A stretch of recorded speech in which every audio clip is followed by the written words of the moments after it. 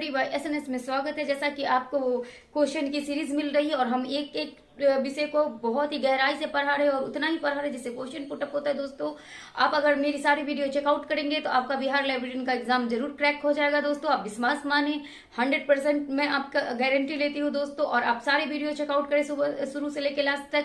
और आइए दोस्तों, हमने रंगनाथन कल डीपली पढ़ा था, तो आज उनके कुछ मोस्ट इंपॉर्टेंट चीज छूट रहे थे, तो मैंने सोचा उसे भी कवर करा दूं। फिर आगे बढ़ते हैं दोस्तों। आइए दोस्तों, जैसा कि हम आगे पढ़ चुके हैं कि रंगनाथन का जन्म कहाँ हुआ, उनके पिता का क्या नाम था, उन्होंने अपनी शिक्षा कहाँ से पूरी की और उन्होंने क्या क्या अपने जीवन में योगदान दिए, ये हमने पीछे वाली वीडियो में पूरा पढ़ लिया। अगर आप नहीं देखे हो तो उस वीडियो को जरूर चेकआउट करें और आगे बढ़े। Doctor SR. रंगनाथन के बारे में आज हम उनकी कुछ महत्वपूर्ण चीजें पढ़ेंगे, जिसमें उनका सम्मान एवं पुरस्कार है और उनकी मुख्य उपलब्धियां होंगी दोस्तों। तो देखो, उनका सम्मान और पुरस्कार से हम लेके बैठते हैं। पहले आपको जैसा कि पता है कि 9 अगस्त और कहीं कहीं 12 अगस्त है दोस्तों। डॉक्यूमेंट में 12 है और उनकी अपनी जीवनी में 9 है, तो ये दोनों आपको याद रखना है 2 को। और उनकी मृत्यु हुई थी सितंबर में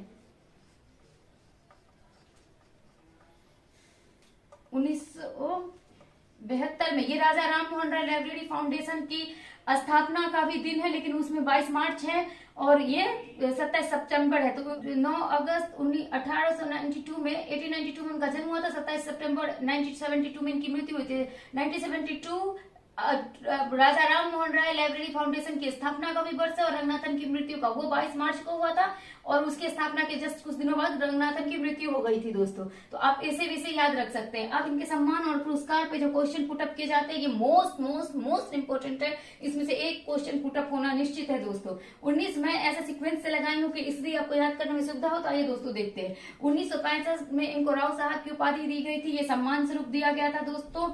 1948 में जब देश आजाद हुआ था तो इन्हें मॉर्स गेगर द्वारा फादर ऑफ लाइब्रेरी, कहते हैं ना, फादर ऑफ लाइब्रेरी कहा जाता है रंगनाथन को। तो ये शब्द सबसे पहले किसने कहा था रंगनाथन को, तो वो मॉर्स गेगर थे, जो यहाँ के नहीं थे, विदेशी थे। जब ये यहाँ से देश हमारा आजाद हुआ तो ये अपने ब्रिटिश के नाम के कर्मचारी थे। तो ये जब वहां गए तो उन्होंने कहा कि रंगनाथन के योगदान को देखते हुए कहा, अरे ये तो इतना अच्छा काम कर रहे कि फादर ऑफ लाइब्रेरी है। तो ये जन्म हिंदुस्तान में फादर ऑफ लाइब्रेरी है, ये मॉर्स गेगर ने बोला था। उसके बाद ये शब्द काफी पॉपुलर हुआ। तो ये दोस्तों, ये आपका ये याद करने का तरीका है कि जब देश आजाद हुआ तभी ये अपने देश को लौटे होंगे। जब ये देश को लौटे तो इन्होंने 1 साल बाद इनको ये बात कही, फादर ऑफ लाइब्रेरी। किसको? रंगनाथन को। तो किसने कहा? तो मॉर्स गेगर ने कहा। कब कहा? तो 1948 में कहा, देश जब आजाद हो गया था तब कहा। तो ये बात आपको याद रखने का एक ट्रिक है दोस्तों। फिर इसी सेम ईयर में ही दिल्ली यूनिवर्सिटी द्वारा डीलिट की उपाधि दी गई। आपको पता है कि डीलिट की उपाधि इनको सम्मान स्वरूप दी गई थी, ना कि इन्होंने की थी। और पहला डीलिट किसे दिया गया था, कब दिया गया था, वो हम आगे बात करेंगे दोस्तों। ये मोस्ट इंपोर्टेंट है। 29 अक्टूबर 1957 को भारत सरकार द्वारा पद्मश्री पुरस्कार रंगनाथन को सम्मान स्वरूप दिया गया था दोस्तों। ये मोस्ट इंपोर्टेंट है, क्योंकि बार बार क्वेश्चन पुटअप होने की संभावना है, क्योंकि बहुत बड़ा भारत सरकार द्वारा दिए जाने वाला पुरस्कार है। तो आप इसे याद कर ले, डेट सहित याद कर ले, क्योंकि इसमें सिर्फ ये नहीं पूछेगा, ये डीपली क्वेश्चन भी आ सकता है। तो 29 अक्टूबर 1957 को दिया गया था। अब दोस्तों इसके आगे चलते हैं। 1970 में ALA द्वारा मार्गरेट मान अवार्ड दिया गया था। ALA आप समझ लो विश्व में सबसे महत्वपूर्ण संघ है और इसके द्वारा भी रंगनाथन को सम्मानित किया गया था 1970 में, और भी मार्गरेट मान का अवार्ड दिया गया था दोस्तों। अब देखिए दोस्तों, इनका पुरस्कार पूरे हो गए। इसमें से ये इनकी डीलिट की उपाधि 2 बार दी गई थी। यहाँ पर आपको नोट करना है तो मैं बोल रही हूँ, आप नोट कर लो, जगह नहीं है। एक बार इन्हें पिट्सबर्ग यूनिवर्सिटी द्वारा भी डीलिट की उपाधि दी गई है दोस्तों। तो ये इनकी उपाधि पूरी हुई दोस्तों। अब देखिए, इन्होंने अब रंगनाथन ने क्या किया अपने जीवन काल में स्थापित किया। जैसे मेलविल डेवी ने किया था लेक प्लेस का क्लब का स्थापना, इस तरह मेलविल डेवी ने जैसे किया था उस तरह रंगनाथन ने भी किया। तो रंगनाथन ने क्या क्या किया, तो इन्होंने SRELS की स्थापना की, जिसे क्या कहते हैं, इसका फुल फॉर्म भी पूछा जाता है। ये अपने आप में एक क्वेश्चन है दोस्तों, जो 1961 में किया गया था। इसका फुल फॉर्म है Sharda Ranganathan endowments for library science. दोस्तों इसे आप नोट कर ले, एक नोटबुक और पेन लेके ये सारी चीजें आप अपने नोटबुक और कलम से लिख ले, ताकि आपको याद नहीं तो 1-2 बार वीडियो को आगे पीछे करके सुनिए, ये मोस्ट इंपोर्टेंट है दोस्तों।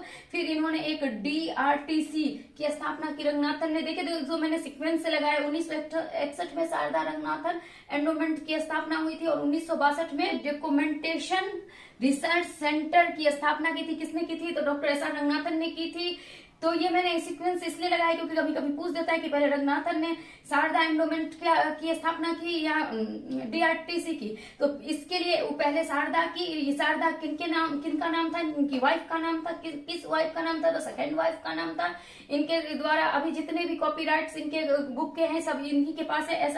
SRLELS के पास ही सारे अधिकार अभी भी हैं। ये इनकी भी, ये दोनों संस्था कहाँ है दोस्तों? तो ये बेंगलोर में स्थापित है और अभी तक ये कार्य कर रही है।